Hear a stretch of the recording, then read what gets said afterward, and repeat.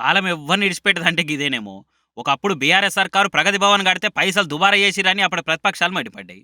మళ్ళీ ఇప్పుడు అప్పటి ప్రతిపక్షం ఇప్పుడు అధికార పక్షం అయింది. అదే ప్రగతి భవన్‌కు పేరు మార్చి ప్రజాభవన్ అని పెట్టిర్రు. ఇల్లు మారినప్పుడు ఎవరైనా చిన్న చిన్న రిపేర్లు చేపిస్తుంటారు కదా! నల్లాలు పోతాయి, కరెంటు బుగ్గలు పోతాయి, డోర్లు కిర్రు కిర్రు సప్పుడొస్తే సరి చేస్తారు.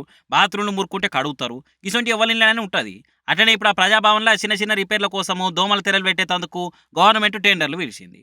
అగో ఆ టెండర్‌లను చూసి ఇప్పటి ప్రతిపక్షపోళ్ళు బొబ్బలు సురు చేసిర్రు. దోమ తెరలు, బాత్రూమ్‌లు కట్టేతందుకు లక్షల పైకం అవసరమా? గన్‌మెన్‌ల రూములు కట్టేతందుకు లక్షలు ఖర్చయితాయా? అని దీర్ఘాలు తీసి గవర్నమెంట్‌ను ఇరుకున పెట్టే ప్రయత్నం చేస్తున్నారు. బీఆర్ఎస్ అనుకూల సోషల్ మీడియా ఛానెళ్లు, పేజీలు ప్రజాభవన్ రిపేర్ల కోసం వేసిన టెండర్ల మీద ఇరుసుక పడుతున్నాయి.